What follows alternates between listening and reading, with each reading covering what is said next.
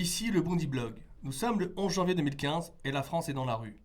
La France dit non à la peur, non au terrorisme. Les premières images font plaisir à voir, mes frères. Des banderoles bleu, blanc, rouge, des étoiles de David, des croix et des signes de l'islam. Toutes crient la même chose, les religions unies contre la haine. Au micro, nos journalistes chantent l'union sacrée, la beauté du peuple qui se bat. Tout le pays debout défie la barbarie. Un Pearl Harbor français, l'électrochoc que nous attendions tous.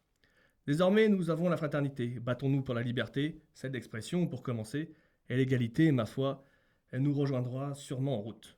Aujourd'hui, la France ne fait plus qu'une. Elle reprend sa place dans le monde, la seule qu'elle mérite, la première. 40 chefs d'État ont traversé le globe pour marcher à Paris. Et sous les pavés, mes frères, sous les pavés, rien. Rien du tout. Dans nos quartiers, les vieux de la vieille l'avaient senti venir. La liesse populaire, c'est comme le soufflé au fromage, ça retombe vite. C'est vrai que 4 millions de Français dans la rue, c'était du jamais vu. Mais le 12 juillet 98, c'était quelque chose aussi.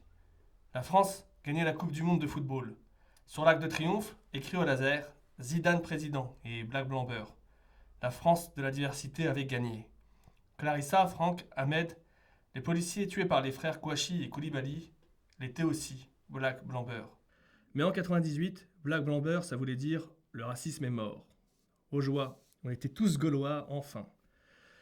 Les mirages dans le désert durent plus longtemps. 2002, le Front National arrive en finale de l'élection présidentielle. 2005, les banlieues s'embrasent. 12 janvier 2015, premier Larsen dans la sophonie républicaine. À la télé, on se demande ce que faisait le drapeau algérien dans les manifs. Ce drapeau qu'on brandit à tout bout de champ, qu'on a vu flotter pour l'indépendance du Kosovo ou à l'élection d'Obama, était, pour la première fois, parfaitement à sa place. 20 ans avant qu'on soit Charlie, les Algériens étaient rares.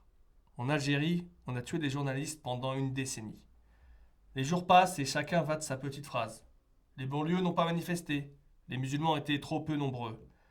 Convoqués sous le banc de la République et présumés absents, les exclus du système se retrouvent sur le banc des accusés. Toujours la même rengaine. Liberté, égalité, fraternité au-dessus de toutes les écoles. En banlieue, c'est fait pour les caca d'oiseaux. Ici, la République fait le strict minimum. Bac plus 5 au chômage ou au McDo, conseillère d'orientation qui n'a que le mot BEP à la bouche, c'est fait trop exotique jeté à la poubelle, l'esprit du 11 janvier s'arrête aux portes du périph'. L'esprit du 11 septembre, lui, traverse les océans. Vous êtes avec nous ou contre nous. Rejeter en même temps les caricatures du prophète et le meurtre des journalistes est impossible. Si tu n'es pas Charlie, tu es forcément Kouachi. Eddie Rossini, le Bondi Blog.